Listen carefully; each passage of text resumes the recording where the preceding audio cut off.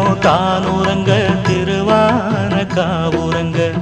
நான் உறங்க வழி இல்லையே மானே இறைவன் நாடகத்தில் ஊமையடி நான்